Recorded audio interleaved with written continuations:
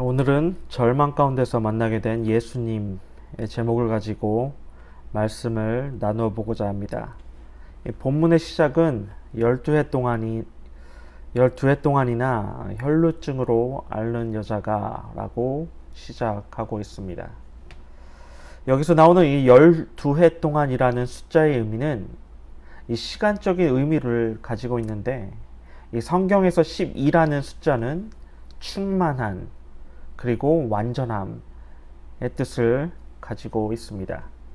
그러므로 이 본문에 나오는 이 여성이 12해 동안이나 혈루증을 가지고 있는데, 이것은 일정한 기간이 아니라 그의 평생 동안 혈루증을 앓았다라는 의미로 해석되어질 수 있습니다. 아마도 이 여성의 인생은 이 혈루증으로 시작하여 혈루증으로 생을 마감해야 하는 절망적인 인생을 그려내고 있습니다. 그렇다면 이 혈루증이란 어떠한 병을 의미하고 있을까요? 이 혈루증이란 병은 몸에 피가 흐르는 것을 말하고 있는데, 이 여성들의 혈루병이란 이 자궁에서 나오는 출혈로서 이 여성은 아마도 자궁암으로서 여성으로서 아주 절망적인 인생을 살아갔을 것입니다. 이 당시 여성의 사회적 역할은 가사와 노동, 그리고 자녀 문제, 그리고 가족의 건강 문제, 그 무엇보다도 가장 중요한 것은 출산이었습니다.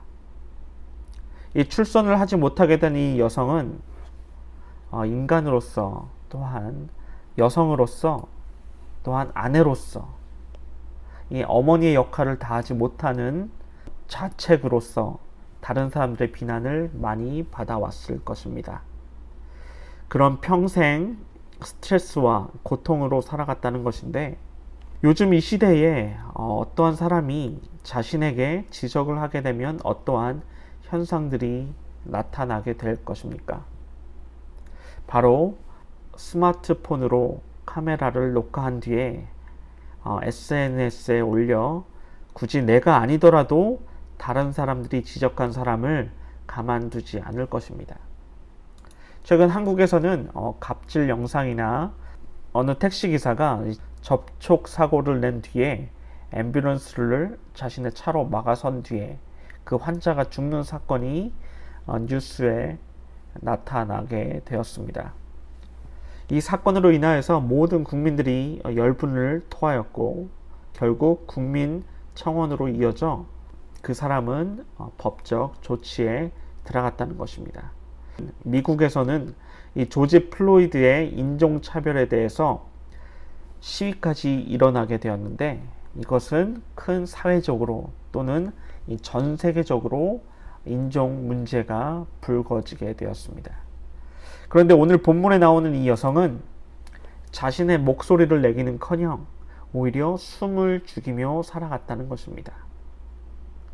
그녀의 인생에는 절망적인 인생뿐이었습니다. 이 혈루병이란 병은 당시 법적으로서 이 부정한 병으로 구분지어 놨기 때문에 이 여성이 혈루병에 걸리게 되면 가족으로부터 또한 친구들과의 만남도 이루어지지 못하고 사회적으로 철저히 분리되어서 심지어 사람들의 만남을 일체 하지 못하였습니다. 이 하루 이틀도 아니고 이 12년이라는 시간 동안에 사람들과 멀리 떨어져 살아갔다는 것은 외로움을 절실하게 느꼈을 것입니다. 이 외로움 속에서 이 사람들과의 만남을 바라였지만 만날 수 없었기 때문에 마가복음 5장 26절 말씀에 많은 의사에게 많은 괴로움을 받았고 가진 것도 다 허비하였으되 아무 효염이 없고 도리어 더 중하였던 차에 라고 기록하고 있습니다. 이 여성은 자신의 불치병을 고치기 위해서 여러 의사들에게 상담과 치료를 받았지만 결국 아무런 기적은 일어나지 않았다는 것입니다. 이러한 절망적인 삶을 살아가면서 중요한 것은 그녀의 죽음을 택하지 않았다는 것입니다. 그녀에게 마지막으로 희망이 남았다고 생각되어지는데 그것은 어느 한 소문 때문이었습니다.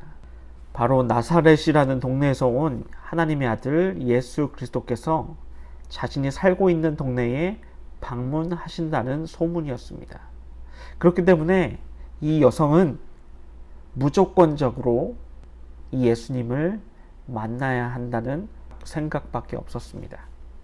이 오늘 본문에 소개되어지고 있는 이 여성의 인생에서 마지막으로 시도할 수밖에 없었던 것은 그녀의 절망적인 인생에서 새롭게 만나게 될 희망의 예수님을 통하여서 우리가 나누게 될 다음의 세 가지 교훈을 함께 살펴보도록 하겠습니다.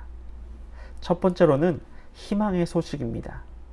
그리고 두 번째로는 이 여성의 간절한 믿음을 엿볼 수 있습니다. 마지막으로 병고침을 통해서 받게 된 구원의 선물에 대해 함께 살펴보도록 하겠습니다. 첫 번째로 희망의 소식을 함께 나눠보고자 합니다. 이 기쁜 소식은 어떻게 정의 내릴 수 있을까요? 우리가 너무나도 잘 알고 있는 복음이라고 말할 수 있습니다. 그리고 크리스찬이라면 이 복음이라고 언제나 말할 수 있어야 할 것입니다. 이 복음의 주체가 누구이시죠? 바로 예수 그리스도이십니다. 믿으십니까? 그러므로 이 기쁜 소식은 복음이며 그리고 복음의 주체이신 예수 그리스도 되심을 믿으시기 바랍니다. 누가복음 2장 10절로 11절 말씀에 보게 되면 무서워 말라 보라 내가 온 백성에게 미칠 큰 기쁨의 소식을 너희에게 전하노라. 오늘날 다윗을 동네에 너희를 위하여 구주가 나셨으니 곧 그리스도 주니라 라고 말씀하고 있습니다. 천사들의 임무는 양을 치던 목자들에게 복된 소식을 전하는 임무를 가지고 있었습니다. 온 백성에게 미칠 큰 기쁨의 좋은 소식을 너희에게 전하노라. 구주가 나셨으니 그리스도 주시니라. 아멘. 어떤 소식입니까? 바로 예수님을 소개하고 있습니다. 이 기쁜 소식, 바로 그리스도라는 사실을 전했다는 것입니다. 이처럼 우리의 세상은 여러 가지의 죄악들로 물들어져 있습니다. 그저 그런 평범하거나 좋지 않은 소식들로 인하여서 치명적인 사건과 사고들이 끊이지 않고 있습니다. 2020년 우리가 살고 있는 이 지구상에서도 사건, 사고가 끊이지 않고 있는데 그 중에서도 가장 핫한 문제는 코로나 바이러스가 아닐까 생각되어집니다. 이 바이러스로 인하여서 이 9개월간의 시간 동안에 전 세계 모든 사람들이 고통 가운데 있다는 것입니다. 요한복음 3장 16절 말씀에 하나님이 세상을 이처럼 사랑하사 독생자를 주셨으니 이를 믿는 자마다 멸망하지 않고 영생을 얻게 하려 하심이라. 그렇습니다. 이 여러 죄악으로 물들어진 이 세상에서 아주 큰 기쁜 소식이 전해지고 있습니다. 이 사도 요한은 성경에서 당당하게 기록하고 있다는 것입니다. 이 오늘날 크리스찬으로서 가장 필요한 요건이 무엇일까요? 바로 기쁜 소식을 전달해야 한다는 것입니다. 즉 복음을 증거해야 한다는 것이죠. 이 마태복음 28장 19절에서 20절 말씀을 살펴보도록 하겠습니다. 그러므로 너희는 가서 모든 민족을 제자로 삼아 아버지와 아들과 성령의 이름으로 세례를 베풀고 내가 너희에게 분부한 모든 것을 가르쳐 지키게 하라. 볼지어다 내가 세상 끝날까지 너희와 항상 함께 있으리라. 사도행전 1장 8절 말씀에 오직 성령이 너희에게 임하시면 너희가 권능을 받고 예루살렘과 온 유대와 사마리아와 땅끝까지 이르러 내 증인이 되리라. 아멘. 이 복음의 결과로서 창조 시대 때부터 2020년 현 시대에 이르기까지 복음, 즉 예수 그리스도의 증거가 되심을 믿으시기 바랍니다.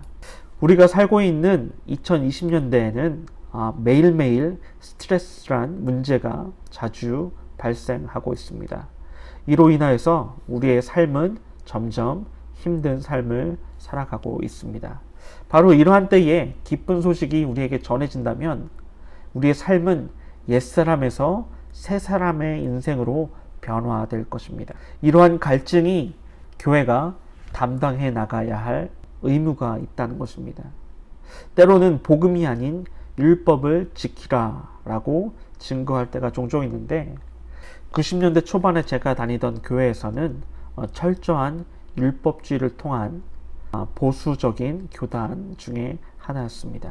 예배 중에 남녀가 따로따로 앉게 되었고 찬양 시간에는 피아노 반주와 오직 찬송가 뿐이었습니다. 그리고 안식일 주일에는 쇼핑하는 것을 금지하는 메시지를 목사님께서 말씀 중에 강조하셨고 이러한 율법주의가 복음이라는 틀에 박혀서 저는 당연한 신앙생활을 하게 되었습니다. 그러던 중에 중학교에 입학을 하게 되면서 교회를 옮기게 되었는데 저는 이 교회가 정말 진짜 교회인가? 라고 이러한 생각을 할 정도로 전혀 예상치 못한 방식의 예배를 드리게 되었던 것이죠. 왜냐하면 남녀가 같이 앉아 예배를 드리고 드럼과 기타와 또한 전혀 접해보지 못한 찬송가에 박수를 치며 예배를 하고 있었기 때문입니다. 이 역대상 15장 16절 말씀에 노래하는 자를 세우고 비파, 수금, 재금 등의 악기를 울려서 즐거운 소리를 크게 내라. 사무엘하 6장 14절 말씀에 다윗이 여호와 앞에서 힘을 다하여 춤을 추는데 이렇게 성경은 기록하고 있습니다. 물론 다윗이 춤을 출 때엔 사울의 딸 미갈은 다윗을 업신여겼습니다. 하지만 성경은 다윗이 예배한 모습을 어떻게 묘사하고 있습니까? 다윗이 드렸던 예배의 방식이 우리가 생각하는 이단의 모습일까요?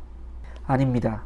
사무엘하 6장 20절, 23절 말씀에 다윗이 자기의 가족에게 축복하러 돌아오매 사울의 딸 미갈이 나와 다윗을 맞으며 이르되 이스라엘 왕이 오늘 어떻게 영화로우신지 방탕한 자가 염치 없이 자기의 몸을 드러내는 것처럼 오늘 그의 신복의 계집종의 눈 앞에서 몸을 드러내셨도다 하니 다윗이 미갈에게 이르되 이는 여호와 앞에서 한 것이니라.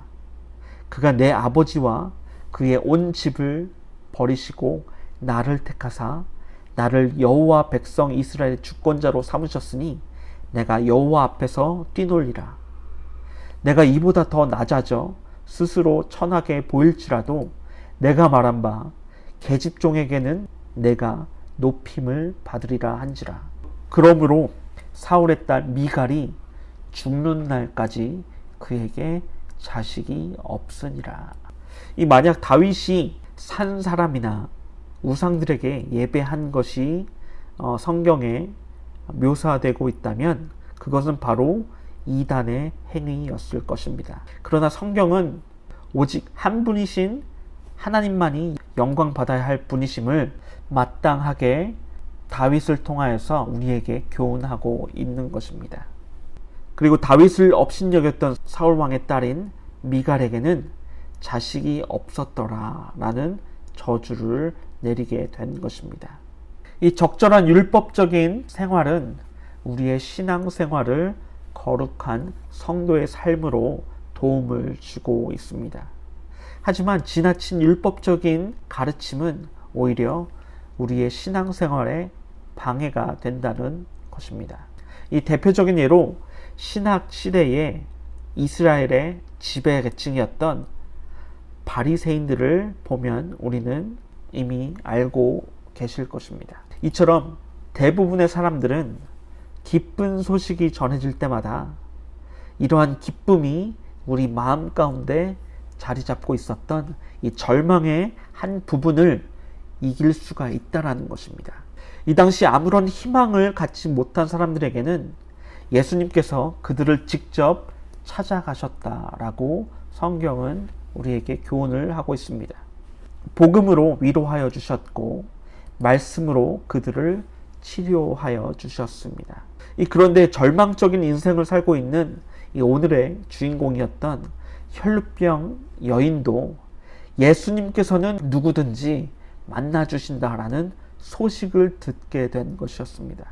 여러분이 길을 걷다가 유명 연예인을 보시게 되면 어떠한 반응을 하실 것입니까?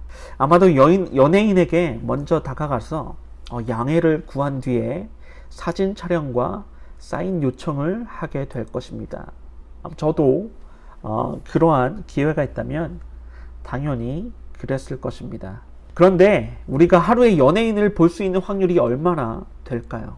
우리가 방송국에 가지 않는다면 절대로 그들을 만날 수가 없습니다. 당시 예수님께서는 소외계층, 소경, 안질뱅이, 그리고 부정한 사람들, 사마리아 여인들, 가늠한 여인, 강도, 그리고 여러 죄인들에게 찾아가서 직접 그들을 만나 주셨습니다. 마태복음 11장 28절 말씀에 수고하고 무거운 짐진 자들아 다 내게로 오라 내가 너희를 쉬게 하리라 이렇게 말씀하고 계신데 뭐라고 하셨습니까? 다 내게로 오라 이런 말씀을 하셨기 때문에 어느 누구라도 예수님께 나온다면 예수님을 만날 수가 있었던 것입니다. 이 오늘의 주인공인 이 혈병 여인도 마침내 예수님을 만나게 되었습니다. 그러므로 이 어렵고 이 힘든 지친 삶을 살았던 이 여인과 오늘날 온갖 스트레스로 삶에 지친 삶을 살아가고 있는 저와 여러분들, 이 모든 것을 우리가 예수님께 내려놓을 때에 예수 그리스도를 진정으로 만나게 되시는 저와 여러분 되시길 주님의 이름으로 축원합니다. 두 번째로 나누게 될 교훈은 이 여인의 간절한 믿음이라는 것입니다. 오늘 성경에서 소개하고 있는 혈루증을 앓고 있던 이 여성은 12년 동안 심적으로나 육체적으로 받은 상처 때문에 자존감이 매우 낮아진 상태였습니다. 이 마가복음 5장 27절 말씀에 예수의 소문을 듣고 무리 가운데 끼어 뒤로 와서 그의 옷에 손을 대니, 그리고 누가복음 8장 44절에는 예수의 뒤로 와서 그의 옷가에 손을 대니 이렇게 기록하고 있습니다. 이 대중 앞에서 당당하게 서지 못한 이 여성은 마지막으로 남겨진 자존심을 가지고 나서 예수님의 뒤편에서 자신의 손을 뻗어 예수님의 옷을 만짐으로 인해 병고침을 받게 되었습니다.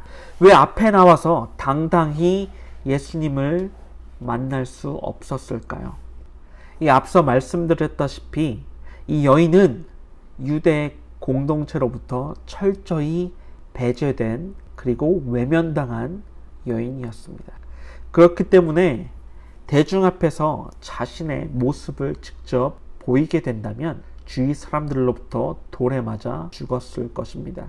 자신이 돌에 맞아 죽을 것을 미리 알았기 때문에 예수님의 앞이 아닌 뒤편에 서 있었던 것입니다. 이 다른 이유도 있었는데 그것은 예수님께서는 나병 환자에게 손을 그에게 만짐으로써 그 환자가 깨끗함을 받았다는 소문을 듣게 되었습니다. 마가복음 1장 41절에서 45절까지의 말씀을 함께 보도록 하겠습니다. 예수께서 불쌍히 여기서 손을 내밀어 그에게 대시며 이르시되 내가 원하노니 깨끗함을 받으라 하시니 곧 나병이 그 사람에게서 떠나가고 깨끗하여 진지라. 곧 보내시며 엄히 경고하사 이르시되 삼가 아무에게 아무 말도 하지 말고 가서 내 몸을 제사장에게 보이고 내가 깨끗하게 되었으니 모세가 명한 것을 드려 그들에게 입증하라 하셨더라. 그러나 그 사람이 나가서 이 일을 많이 전파하여 널리 퍼지게 하니 그러므로 예수께서 다시는 드러나게 동네에 들어가지 못하시고 오직 바깥 한적한 곳에 계셨으니 사방에서 사람들이 그에게로 나아오더라. 이 소문을 듣고 예수님의 옷에 손을 댄 후에 이 마가복음 5장 29절 말씀은 다음과 같이 기록하고 있습니다. 이에 그의 혈루 근원이 곧 마름에 병이 나은 줄을 몸에 깨달으니라. 이 여인에게 기적과 같은 일이 벌어지게 된 것입니다. 12년 동안 병원에도 가보고 의사를 만나 여러 처방을 다 받아왔었지만 아무런 소용이 없었다는 것입니다. 그런데 이 불치병이 단지 예수님의 옷깃에 손을 댐으로써 인하여 고침을 받았다는 것이었습니다.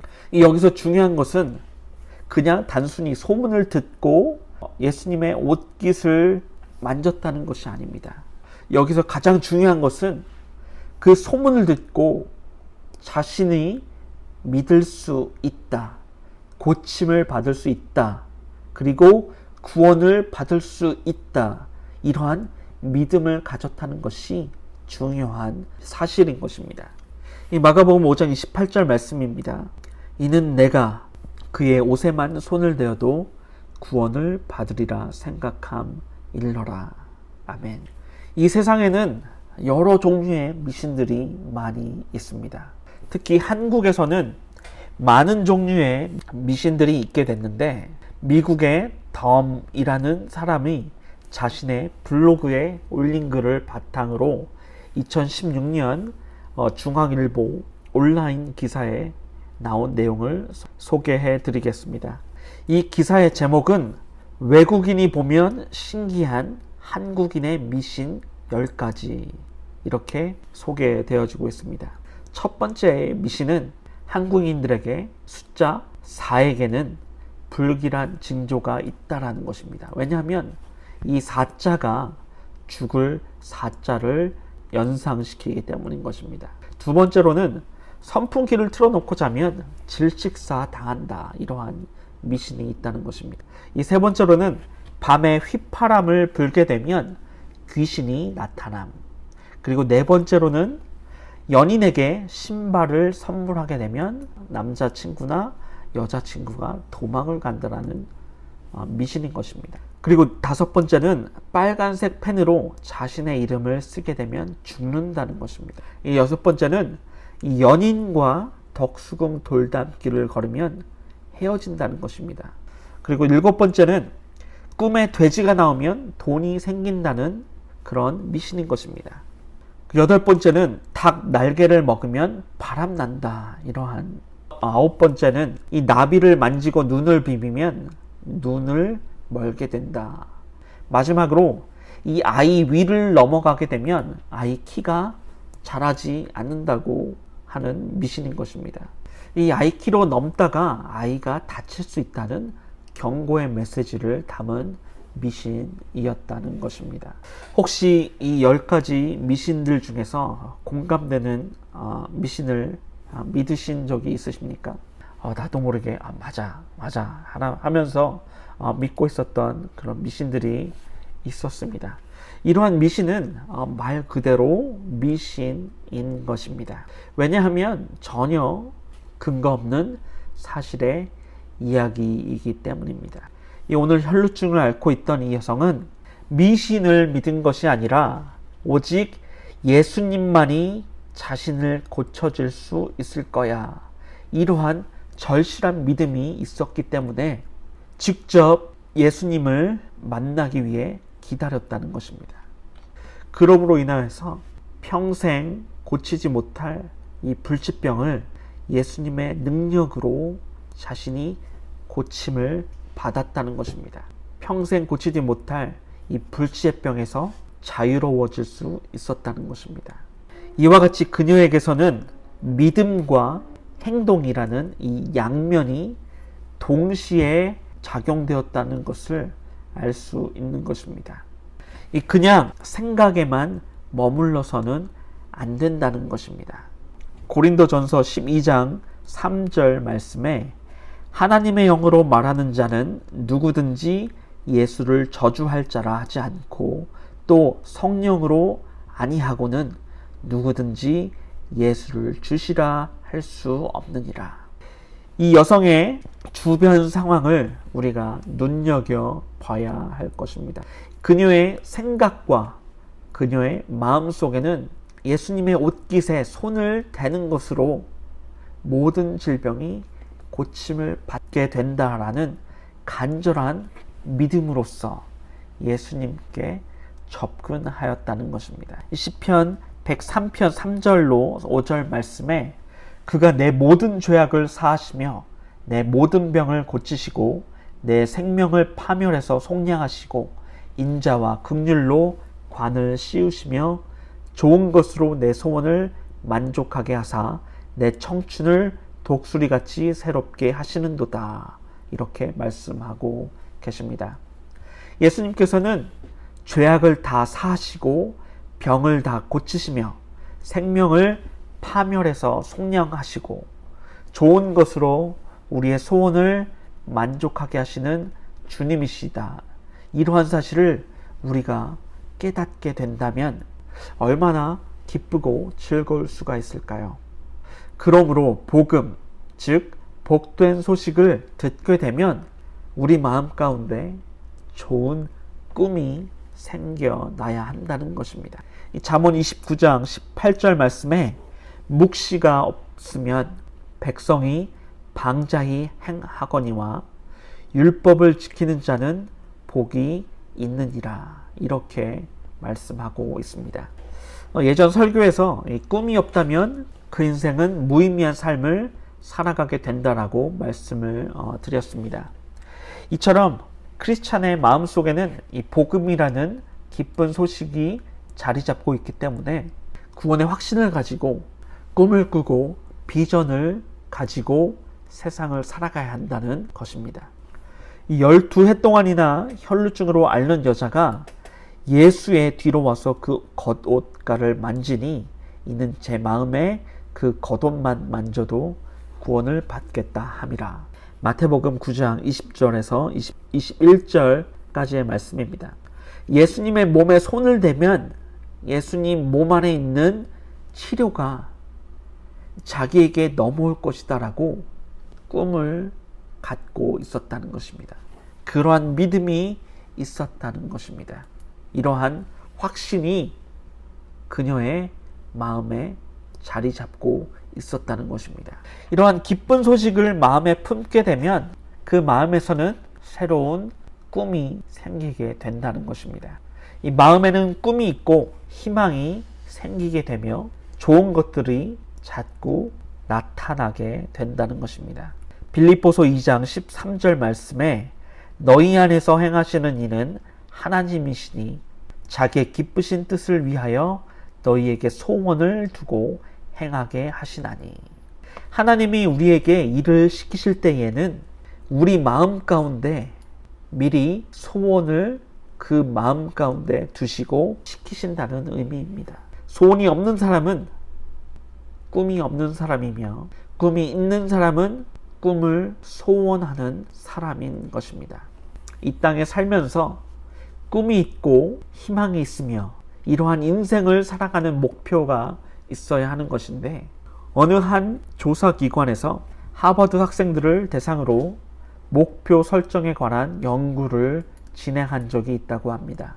이 당시 3%의 학생들만이 자신의 인생에 대한 뚜렷한 목표와 계획을 가지고 있었는데 졸업 후에는 그들을 조사해 보니 뚜렷한 목표를 가지고 있었던 이 3%의 학생들이 수입이 목표가 없었던 학생들보다 10배나 많았다는 사실인 것입니다.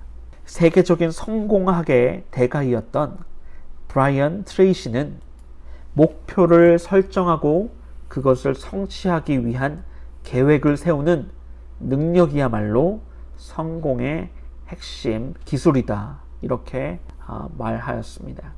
이 목표를 세워놓고 그 목표를 이루기 위해 계획을 세우는 것이야말로 성공의 비결이라는 것입니다. 그러므로 우리의 인생에는 새로운 목표를 세우시고 그 목표를 이루기 위한 과정을 주님에 의지하여 살아가야 한다는 것을 믿으시기 바랍니다. 이 세 번째 교훈은 구원의 선물 혹은 구원의 확신이라는 것입니다. 그 어느 누구든지 인생의 목표를 세우게 되면 그리고 그것을 성취하기 위해서 방법을 연구하여 기도할 수 있게 된다면 우리의 하나님께서는 성공할 수 있는 길을 열어주신다는 것입니다. 그러나 이러한 모든 과정을 우리가 신뢰하여야 하는데 바로 겨자씨만한 믿음이 있어야 된다는 것입니다. 꿈을 품고 마음에 기도하면 그 마음 속에서 믿음이 생겨나게 된다는 것입니다. 마태복음 17장 20절 말씀에 이르시되 너희 믿음이 작은 까닭이니라 진실로 너희에게 이르노니 만일 너희에게 믿음이 생겨 너희에게 믿음이 겨자씨 한 알만큼만 있어도 이 산을 명하여 여기서 저기로 옮겨지라 하면 옮겨질 것이요 너희가 못할 것이 없으리라. 이처럼 우리가 꿈을 가지고 긍정적인 생각을 하며 목표를 가지고 기도하면서 생활을 하게 되면 하나님께서는 우리에게 꿈과 방법을 제시하여 주신다는 것입니다. 할 수 있다. 그리고 하면 된다. 해보자. 이러한 확신이 생겨나게 된다는 것입니다. 이 많은 사람들 가운데 12년 동안이나 평생 동안이나 이 혈루병 앓은 여인은 혈루병을 앓게 된 이 여인이 예수님의 뒤로 뛰어나와 예수님의 옷에 손을 대게 되었습니다. 꿈을 가진 사람은 어떠한 장애물이 있다 할지라도 그것을 뚫고 나갈 수 있는 믿음이 있다는 것입니다. 그러한 확신이 생기게 된다는 것입니다. 아마도 수많은 사람들이 예수 그리스도를 만나기 위해서 예수님의 주변 가운데 진을 치고 있었을 것입니다. 그 많은 사람들 가운데서 이 여인만이 예수 그리스도의 몸에 손을 대었던 것입니다. 아마도 그것은 이 겨자씨만한 작은 믿음이 결국 결실을 맺게 되어서 믿음으로 구원을 얻게 되었다. 이렇게 해석할 수 있다는 것이죠. 이 누가복음 8장 45절 말씀을 살펴보도록 하겠습니다. 예수님이 가던 발걸음을 멈추시고 돌아보시면서 내게 손을 댄 자가 누구냐? 이렇게 물으시자 제자였던 베드로가 선생님, 사람이 이렇게 많이 모여서 밀고 당기는데 한두 사람만 손을 대었을까요? 이렇게 답하였습니다. 그러자 46절 말씀에 예수님께서는 아니다. 분명히 내게 손댄 사람이 있다. 왜냐하면 내게서 그 능력이 나갔다. 이렇게 말씀하셨습니다. 아마도 이 여인은 죄를 지은 것 같이 가슴이 뛰었을 것입니다. 결국 자신을 숨길 수 없는 상황에 이르게 되자 예수님께 직접 나아가 다음과 같이 답하였습니다. 47절 말씀입니다. 여자가 스스로 숨기지 못할 줄 알고 떨며 나와 엎드려 그 손댄 이유와 곧 나은 것을 모든 사람 앞에서 말하니 예수님, 제게 예수님의 능력이 들어왔습니다. 이렇게 해석할 수 있다는 것입니다. 그런데 오늘 본문으로 돌아오게 되면 9장 22절 말씀에 안심하라 내 믿음이 너를 구원하였다 하시니 여자가 그 즉시 구원을 받으니라. 아멘. 우리가 믿는 믿음에 대해서는 그 어떤 무엇이라도 받을 수 있는 자격을 의미하고 있습니다. 우리 인생에서 이 꿈이 있다는 것이 계획을 가지고 있다는 것입니다. 이 꿈이라는 계획을 위하여서 기도하게 된다면 믿음이라는 자격이 생겨나게 된다는 것입니다. 꿈을 가진 사람은 어떠한 풍랑이 일게 되어도 포기하지 않으며 그 풍랑을 뚫고 나갈 잔잔한 바다에 도달하게 된다는 것입니다. 우리가 기도의 응답을 받기 위해서는 단순히 기도만 하면 안 된다는 것입니다. 그러면 기도의 응답을 받기 위해 어떠한 조건이 필요하게 될까요? 이 철저히 믿음을 가지고 전심으로 기도해야 한다는 것입니다. 우리가 믿는 믿음은 하나님의 은혜와 연결되는 능력이라는 것입니다. 이 믿음의 주체가 되시는 예수 그리스도께서는 혈루병 여인의 믿음을 통하여서 육신의 병고침과 영적인 구원을 얻게 되어서 그의 미래에는 영생의 삶을 영위할 수 있었다는 것입니다. 우리의 영과 우리의 육의 문제들을 오직 구원자 예수 그리스도께서만이 해결해 주실 수 있다라는 그 믿음을, 그 증거를, 이 확신을 믿으시기를 바랍니다. 우리 하나님께서는 믿음에 대한 신뢰를 설명해 주실 때에 말로 다 할 수 없는 확신을 우리에게 허락하시고 계십니다. 로마서 10장 17절 말씀에 믿음은 들음에서만 나며 들음은 그리스도의 말씀으로 말미암는다, 이렇게 말씀하고 계신데, 예수님의 말씀을 받게 되면 말씀을 믿게 된다는 것입니다. 하나님께서는 언제든지 우리를 절망에서 희망으로 바꾸어 주실 분이심을 믿으시길 바랍니다. 오늘 본문인 22절 말씀에 따라 안심하라, 내 믿음이 너를 구원하였다.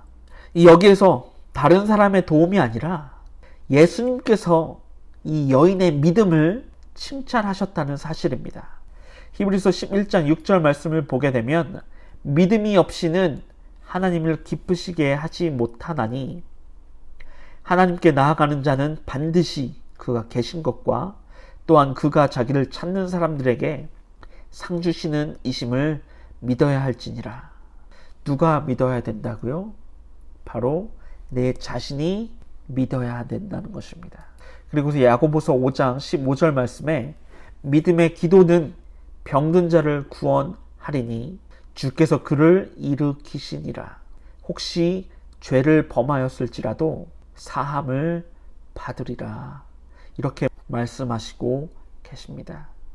그러므로 우리의 삶 가운데서는 포기하지 말고 기도해야 한다는 것입니다. 벤자민 프랭클린은 다음과 같이 말을 하였다고 합니다. 석공이 똑같은 돌멩이 자리에 100번 정도 정으로 때립니다. 그러다가 101번째 때릴 때에 돌이 깨지게 됩니다. 그런데 돌을 두 조각 낼 수 있었던 것은 한 번의 두들김 때문이 아니라 한 번이 100번까지 되어서 100번의 망치질로 그 돌이 쪼개졌다는 것입니다. 이처럼 단기간에 기도가 응답되지 않을 때에는 우리가 쉽게 포기할 수 있습니다. 하지만 우리는 절대로 포기해서는 안 된다는 사실인 것입니다. 응답되지 않아도 나중에 그 언젠가 우리가 그 알지 못하는 그때에 하나님께서는 기도의 응답을 우리에게 허락하신다는 것입니다. 언제나 하나님께서는 우리의 기도를 듣고 계시고 때가 되면, 우리가 알지 못하는 그 미래의 때가 되면 반드시 응답하신다, 이렇게 믿어야 할 것입니다. 우리가 응답을 받지 못할 때에는 때가 되지 않았기 때문인 것입니다. 왜냐하면 우리의 기준과 하나님의 기준이 다르기 때문입니다. 단순한 기도 제목을 가지고 기도하는 것이 아니라 하나님의 원하시는 기도의 제목을 가지고 우리가 꿈을 꾸며 오늘 우리가 나누었던 혈루병 여인과 같은 간절한 믿음으로 기도하시게 된다면 반드시 우리 하나님께서는 여러분의 삶에 놀라운 축복이 임하실 것을 주님의 이름으로 축원합니다. 오늘 본문의 말씀을 가지고 절망 가운데서 만나게 된 희망의 예수님을 통하여 우리가 얻게 된 희망과 그리고 복된 소식, 간절한 믿음, 그리고 구원의 선물에 대해 말씀을 나누어 보았습니다. 하나님께서 허락하시는 그 비전을 통하여서 우리에게 보여주신다는 것입니다. 그렇기 때문에 언제나 꿈과 비전을 우리가 발견하여 참고 인내하시면서 지속적인 기도를 드려야 할 줄로 믿습니다. 오늘 우리가 나누었던 이 혈루병 여인의 믿음과 같은 기적이 2020년을 살아가고 있는 우리의 삶 가운데서도 믿음의 역사가 일어날 것임을 믿으시기 바랍니다. 이렇기 때문에 우리 그리스도인들은 예수님의 십자가 보혈로 인하여 죄사함과 영생이란 구원을 얻게 되었습니다. 그러므로 우리에게 주어진 특권이 하나 생기게 되었는데 그 특권은 하나님의 자녀라는 특권인 것입니다. 계시록 2장 23절 말씀에 우리 주님께서는 각 사람의 중심을 살피시는 분, 이렇게 계시록 2장 23절 말씀에 교훈하고 있습니다. 항상 우리의 신앙을 뒤돌아보시면서 예수 그리스도만을 신뢰하시는, 그리고 예수 그리스도를 의지하심으로 참된 위로와 평강을 누리시길 주님의 이름으로 축원합니다. 기도하시겠습니다. 사랑과 은혜가 풍성하신 하나님 아버지, 감사와 존귀와 영광을 높여드립니다. 믿음이 부족한 저희들, 오늘 본문의 말씀을 통하여서 주를 전적으로 믿고 의지하며 나아가기를 원합니다. 죄의 사슬에서 우리를 깨끗게 하시고 우리를 강하고 담대하게 만들어 주시옵소서. 담대한 믿음으로 우리의 인생의 모든 문제들과 싸워 승리하기를 원합니다. 연약한 우리의 믿음 생활이 약해지지 않도록 혈루병 여인의 믿음을 통하여서 우리 삶 가운데 적용하여 주시옵소서. 그리고 주님께 담대하게 나아갈 수 있도록 주님 역사하여 주시옵소서. 우리의 삶 가운데 여러 가지 장애물들이 많이 있습니다.